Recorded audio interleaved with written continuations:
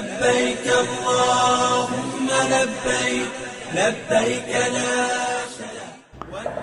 اعوذ باللہ من الشیطان الرجیم بسم اللہ الرحمن الرحیم۔ جیسے کہ آپ حضرات کو معلوم ہے کہ حج کے مسائل ذکر ہو رہے ہیں، اور ہم نے پچھلے پروگرام میں آپ کو یہ عرض کیا تھا، سعی کے مسائل ذکر کیے تھے، اور ہم نے عرض کیا تھا کہ سعی کے بعد 2 رکعت نفل پڑھنا یہ مستحب ہے۔ اگر آپ پڑھیں گے تو ثواب ملے گا، اور اگر آپ نہیں پڑھیں گے تو بالکل بھی گناہگار نہیں ہوں گے۔ اس کے بعد پھر ہم نے حلق اور قصر کا بیان کیا تھا، اور پھر ہم نے آپ کو بتایا تھا کہ اب آپ جو ہے حج تمتع والے وہ حج کی پابندیوں سے باہر ہو چکے ہیں، لہذا اب آپ جو ہے 8 ذو الحج تک اپنے قیمتی وقت کو بالکل بھی ضائع مت کریں۔ جتنا ہو سکے آپ درود پاک پڑھیے، اور اگر آپ کی پچھلی نمازیں رہتی ہیں، قضا ہیں، تو ان کو لوٹانے کی کوشش کیجیے، ان کو لوٹا لیجیے، اور جو ہے نفلی طواف کیجیے۔ لیکن نفلی طواف کے بعد آپ کو 2 رکعت نفل جو واجب ہے وہ پڑھنا لازم ہے۔ اسی طرح کعبۃ اللہ کی جتنی ہو سکے آپ زیارت کیجیے۔ آپ اپنے وقت کو بالکل بھی فضول کاموں میں صرف مت کیجیے، بلکہ جتنا ہو سکے اپنے اس وقت کو اللہ تبارک و تعالیٰ کے عبادت میں صرف کریں، کیونکہ یہاں کی ایک نیکی 1 لاکھ کے برابر ہے۔ اب ایک سوال یہ پوچھا جاتا ہے کہ عمرے کے بعد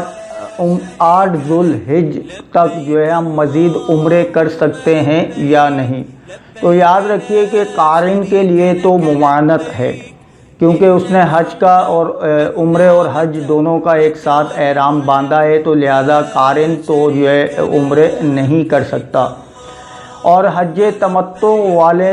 جو ہیں ان کے بارے میں علماء کرام کا اختلاف ہے، بعض اس کی اجازت مرحمت فرماتے ہیں اور بعض اس سے منع کرتے ہیں۔ لہذا علماء کرام کا جو اختلاف ہے وہ امت کے لیے رحمت ہوتا ہے، تو عوام کو اختیار ہے کہ وہ چاہیں تو عمرے کر لیں 8 ذو الحج تک، اور اگر چاہیں تو نہ کریں۔ لیکن حج کے تمام رسومات ادا کرنے کے بعد تو سب کا اس پر اتفاق ہے کہ وہ عمرے کر سکتا ہے۔ لیکن یاد رکھیے کہ 9، 10، 11، 12 اور 13 ذو الحج کو عمرہ کرنا یہ مکروہ تحریمہ ہے، یعنی حرام کے قریب ہے۔ اگر ان تاریخوں میں کسی نے عمرہ کیا تو اس پر دم جو ہے یہ لازم آئے گا۔ اب چونکہ حج قران والوں نے اور حج افراد والوں نے تو پہلے سے ہی حج کا احرام باندھ لیا ہے، لہذا اب جو حج تمتع کرنے والے ہیں یعنی متمتع، وہ 8 ذو الحج کو احرام یہ باندھیں گے۔ سنت کریمہ تو یہ ہے کہ آپ اپنے ہوٹل سے مسجد حرام میں تشریف لے آئیں، اور وہیں پر جو ہے غسل وغیرہ کریں، اور وہیں پر جو ہے احرام باندھیں، اور 2 رکعت نفل بھی مسجد حرام میں ادا کر لیں۔ اور اس کے بعد پھر نیت آپ کریں گے۔ نیت آپ کو پتہ ہے کہ نیت دل کے پختہ ارادے کا نام ہے، زبان سے اگر کہنا چاہیں تو اس طریقے سے کہہ لیجئے: اللہم، اے اللہ، انی بے شک میں ارید الحج، ارادہ کرتا ہوں حج کا، فیسرہ لی، تو اسے میرے لیے آسان فرما دے، وتقبلہ منی، اور اسے میری طرف سے قبول فرما، واعنی علیہ، اور اس میں میری مدد فرما، وبارک لی فیہ، اور اسے میرے لیے بابرکت بنا دے۔ نویت الحج، میں نیت کرتا ہوں حج کی، واحرمت بہ للہ تعالی، اور اس کا احرام باندھتا ہوں اللہ تبارک و تعالی کے لیے۔ تو اگر آپ کو یہ عربی میں دعا کرنا نہ آئے تو آپ اپنی مادری زبان میں ہی جو ہے کہہ دیں کہ اے اللہ، میں حج کی نیت کرتا ہوں، تو اسے میرے لیے آسان فرما اور اس میں میری مدد فرما۔ اور اس کے بعد پھر جیسے کہ آپ کو پتہ ہے کہ 1 مرتبہ تلبیہ پڑھنا یہ واجب ہوتا ہے، اور 3 مرتبہ جو ہے یہ افضل ہے، لہذا مرد بلند آواز سے تلبیہ پڑھیں گے اور عورتیں آہستہ آواز سے تلبیہ پڑھیں گی۔ تلبیہ وہی ہے جو ہماری ویڈیو کی بیک گراؤنڈ میں چل رہا ہے۔ پوری سامان جو ہے وہ اپنا ساتھ لے لیں، جیسے بوتل، چمچ، پلیٹ، تسبیح، جائے نماز اور اسپرے کی جو بوتل ٹھنڈی پھوار حاصل کرنے کے لیے ہم نے آپ کو بتایا تھا، اور قربانی کے لیے پیسے وغیرہ، دیگر اخراجات کے لیے کچھ پیسے وغیرہ، اور جو ہے پردہ کرنے کے لیے اپنی خواتین کو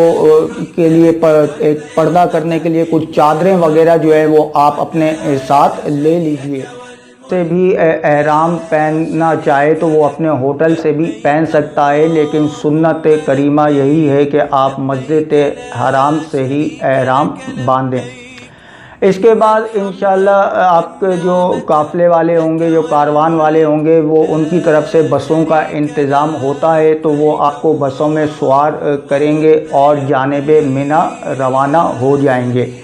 لیکن اگر آپ میں ہمت ہے، طاقت ہے، قوت ہے اور آپ اس کی استطاعت رکھتے ہیں کہ آپ پیدل جا سکتے ہیں تو ضرور ایسا کیجئے، کیونکہ حدیث پاک میں آیا کہ جب تک انسان مکہ معظمہ لوٹ کر نہیں آئے گا اس کو ہر قدم پر 700 نیکیاں حاصل ہوں گی۔ تو اگر آپ میں ہمت ہے، طاقت ہے، قوت ہے تو آپ ضرور جو ہے ایسا کیجئے۔ نہیں تو ان کی طرف سے بسوں کا انتظام ہوتا ہے تو آپ بسوں میں بھی تشریف لے جا سکتے ہیں۔ ظہر تک انشاءاللہ آپ جو ہے منی میں پہنچ جائیں گے، تو ظہر کی نماز، پھر عصر، مغرب، عشاء اور اگلے دن کی فجر، یہ 5 نمازیں منی میں پڑھنا جو ہے سنت کریمہ ہے۔ تو یہ 5 نمازیں آپ وہاں پڑھیں گے۔ یاد رکھیے کہ منی میں جو رات ہے اس رات کو شب عرفہ کہا جاتا ہے۔ اس میں آپ خوب سے خوب تر عبادات کریں، اللہ تبارک و تعالیٰ سے گڑ گڑا کر دعائیں مانگیں، اور بالکل بھی اپنے قیمتی وقت کو ضائع نہ کیجیے۔ آج کی رات بہت بابرکت رات کہلاتی ہے۔ منی میں آپ کے معلم کی طرف سے خیمے نصب کیے ہوئے ہوں گے، آپ کو اس کا کارڈ دے دیا جائے گا۔ آپ خیمے میں اگر دیکھیں کہ دیگر مرد حضرات بھی ہیں تو جو اب آپ چادریں اپنے ساتھ لائیں، ان چادروں سے آپ ایک جو ہے وہ پردہ بنا لیجئے، یعنی کہ پردہ ہو جائے۔ حج کو جو ہے پھر آپ فجر کی نماز جو ہے منی میں ادا کریں گے، اور سورج طلوع ہونے کے بعد آپ جو ہے جانب عرفات روانہ ہوں گے۔ تو عرفات کی جانب جاتے ہوئے آپ درود پاک پڑھتے رہیے، ذکر و اذکار کریے، اور تلبیہ کی جو ہے وہ آپ کثرت کرتے ہوئے جائیے۔ جیسے ہی آپ کی نگاہ عرفات پر پڑے تو آپ جو ہے بہت ہی ادب و احترام سے داخلے کی سعادت حاصل کیجئے، اور جو ہے دعائیں مانگیں کہ قبولیت کا وقت ہے، اور اپنی نگاہ کو، اپنی زبان کو، اپنے ہاتھوں کو اپنے قابو میں رکھیے، کہ حدیث مبارکہ میں آیا کہ آج کے دن جو اپنی نگاہ کو، زبان کو، دل کو قابو میں رکھے گا تو اللہ تبارک و تعالیٰ اس کی مغفرت فرما دے گا۔ اس کے بعد جبل رحمت پر جب آپ کی نگاہ پڑے تو خوب گڑ گڑا کر آپ جو ہے دعائیں مانگیے، اور اگر آپ کو رونے کا موقع میسر آ جائے تو اپنے آنسوؤں کو بہہ جانے دیجیے، خوب رو رو کر اور گڑ گڑا کر دعا مانگیے، اور اگر آپ کو رونا نہ آئے تو کم از کم رونے والی صورت ہی بنا لیجیے۔ اگر کسی کو اذیت دیے بغیر آپ جبل رحمت کے پاس وقوف کر سکتے ہیں تو یہ سب سے زیادہ افضل ہے، لیکن یاد رکھیے کہ پہاڑ پر چڑھنے کی بالکل بھی آپ کوشش مت کیجیے گا۔ آپ وہاں کئی لوگوں کو دیکھیں گے کہ جو اپنی لا علمی کی بنا پر ایسی حرکتیں کرتے ہوئے آپ کو نظر آئیں گے، لیکن آپ ان کی مثل بالکل بھی ایسا مت کیجیے گا۔ دیکھیے کہ یہ وہ مقدس میدان ہے کہ جہاں پر بہت سے اولیاء کرام جو ہے وہ تشریف فرما ہوتے ہیں، اور حضرت خضر علیہ السلام کے بارے میں بھی منقول ہے کہ آپ بھی وہاں پر تشریف فرما ہوتے ہیں۔ اس میدان میں جو بھی داخل ہو جائے گا تو اللہ تبارک و تعالیٰ اس کے تمام گناہوں کو بالکل معاف فرما دے گا، اور وہ گناہوں سے بالکل پاک و صاف ہو جائے گا۔ وہ اس طرح ہو جائے گا کہ جیسے اس دن کہ جس دن اپنی ماں کے پیٹ سے پیدا ہوا تھا۔ لیکن یاد رکھیے کہ یہاں پر صرف حقوق اللہ میں جو کوتاہیاں ہوئی ہیں وہ معاف ہوں گی، لہذا حقوق العباد کی معافی جو ہے وہ مزدلفہ میں ہوگی، جیسے کہ ان قریب ہم حدیث مبارکہ سے یہ ثابت کریں گے۔ تو اب اگر حقوق اللہ معاف ہو رہے ہیں تو یاد رکھیے کہ اس کا یہ مطلب نہیں کہ اب جو میرے ذمے قضا نمازیں ہیں وہ مجھے پڑھنی ہی نہیں بلکہ وہ تو مجھے پڑھنی ہی ہوں گی۔ اسی طرح اگر میرے ذمے زکوٰۃ تھی اور میں نے ادا نہیں کی تو وہ زکوٰۃ تو مجھے ادا کرنی ہی ہوں گی۔ اسی طرح جو میرے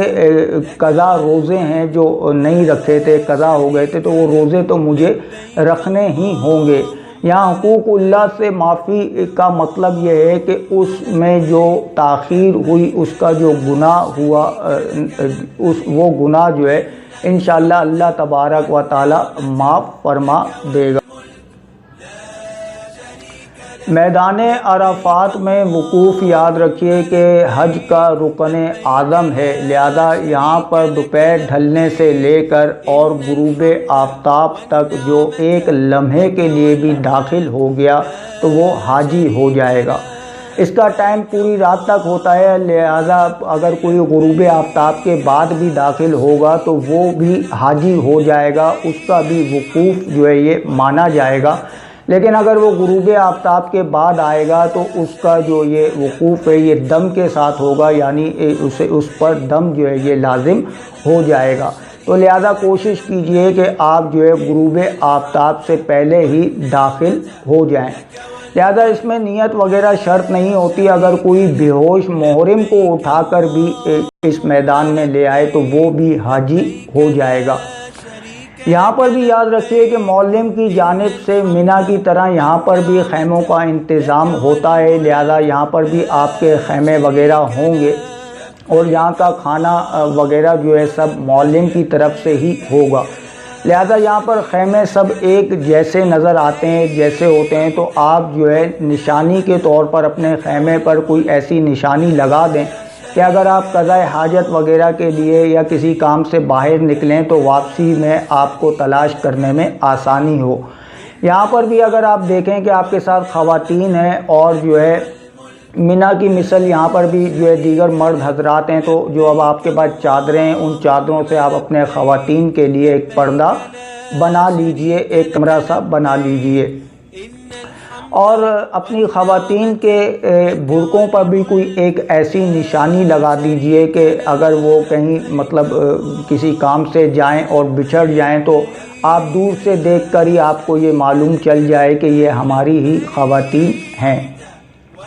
یاد رکھیے کہ اس میدان میں دوپہر کے وقت غسل کرنا یہ سنت مؤکدہ ہے، تو اگر آپ کو غسل کا موقع میسر آ جائے تو آپ ضرور غسل کیجئے، نہیں تو آپ وضو بھی کر سکتے ہیں۔ میدان عرفات میں بھی آپ ذکر و اذکار میں مشغول رہیے۔ یہاں پر یاد رکھیے کہ ظہر اپنے وقت میں پڑھی جائے گی اور عصر اپنے وقت میں پڑھی جائے گی، لہذا دو نمازوں کو جمع کر کے اس وقت پڑھنا صحیح تھا کہ جب حاکم اسلام موجود ہو، لہذا اب حاکم اسلام جو ہے وہ موجود نہیں، تو لہذا ظہر اپنے وقت میں پڑھی جائے گی فقہ احناف کے نزدیک، اور عصر جو ہے وہ اپنے وقت میں پڑھی جائے گی۔ لہذا آپ جو ہے عصر کی نماز ادا کرنے کے بعد پھر دعا میں مشغول رہیے، خوب گڑ گڑا کر جو ہے آپ دعا کیجئے اپنے لیے، اپنے دوست احباب کے لیے، اپنے والدین کے لیے، تمام امت مسلمہ کے لیے جو ہے آپ دعائیں جو ہیں وہ سلسلہ دعاؤں کا آپ جو ہے غروب آفتاب تک جو ہے وہ جاری رکھیے۔ لیکن یاد رکھیے کہ مغرب کی نماز اب آپ کو جو ہے میدان عرفات میں ادا نہیں کرنی، بلکہ جو ہے آپ کو مغرب کی جو نماز ہے وہ مزدلفہ میں عشاء کے وقت میں ہی ادا کرنی ہے، یعنی ادا کی نیت سے ہی ادا کرنی ہے، یہ سنت کریمہ ہے،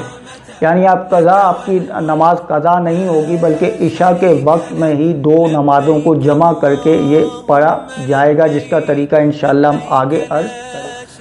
بالفرض اگر کسی نے یہیں پر یا راستے میں جو ہے مغرب کی نماز ادا کر لی تو اب اسے مزدلفہ میں مغرب کی نماز دوبارہ پڑھنی ہوگی۔ تمام حاجی صاحبان اس بات کا یقین رکھیں کہ وہ اب جو ہے تمام صغیرہ اور کبیرہ ظاہری باطنی گناہوں سے بالکل پاک و صاف ہو چکے ہیں، کیونکہ سیدہ عائشہ صدیقہ رضی اللہ تعالی عنہا ارشاد فرماتی ہیں کہ رسول اللہ صلی اللہ تعالی علیہ وسلم نے ارشاد فرمایا، اللہ تعالیٰ عرفہ سے زیادہ کسی دن میں اپنے بندوں کو جہنم سے آزاد نہیں فرماتا، پھر ان کے ساتھ اپنے فرشتوں پر فخر فرماتا ہے۔ یاد رکھیے کہ غروب آفتاب سے پہلے ہی عرفات سے چلے جانا جو ہے یہ ممنوع ہے، لہذا اگر کوئی جو ہے غروب آفتاب سے پہلے ہی حدود عرفات سے باہر نہیں نکلے تو یہ مکروہ ہے، اور اگر غروب آفتاب سے پہلے یہ حدود عرفات سے باہر نکل گئے تو یہ حرام ہے، ان پر دم لازم آئے گا۔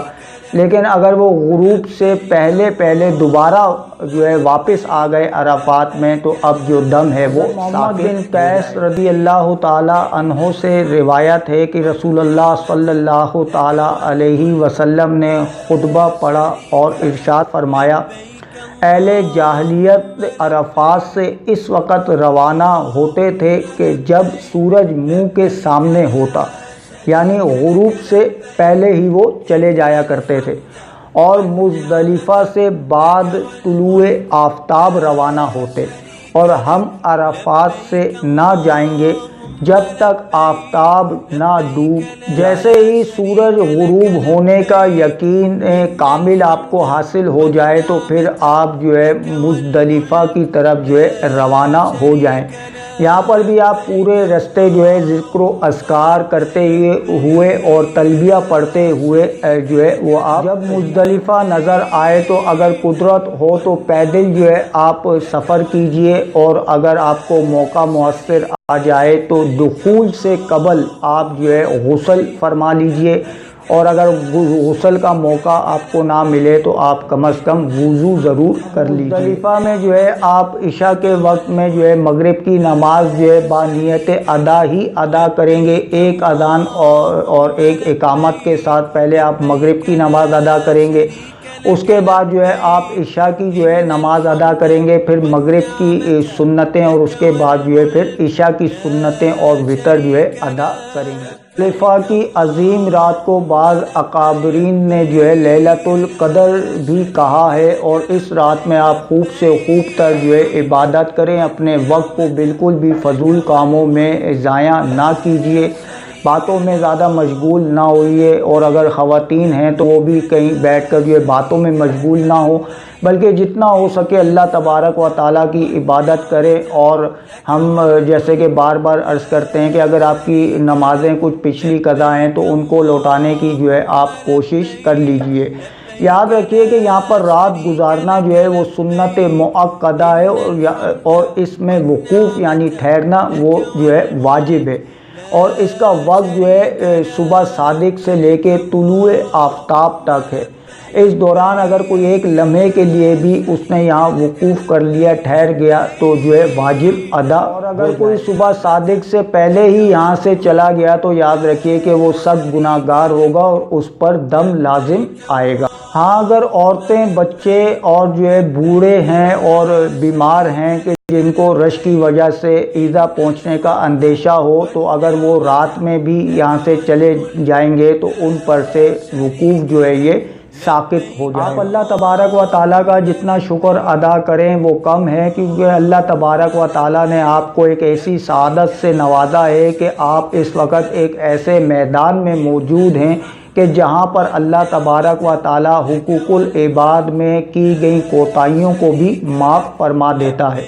مروی ہے کہ نبی کریم صلی اللہ تعالیٰ علیہ وسلم نے مزدلفہ کے میدان میں تبسم فرمایا تو حضرت عمر و بکر رضی اللہ تعالیٰ عنہما نے ارشاد فرمایا کہ یا رسول اللہ صلی اللہ علیہ وسلم، فدا کا ابی و امی، ہمارے ماں باپ آپ پر قربان، آپ نے کیوں تبسم فرمایا؟ تو نبی کریم صلی اللہ تعالیٰ علیہ وسلم نے ارشاد فرمایا کہ میدان عرفات میں میں نے اللہ تبارک و تعالیٰ سے اپنی امت کے لیے ایک دعا کی تھی،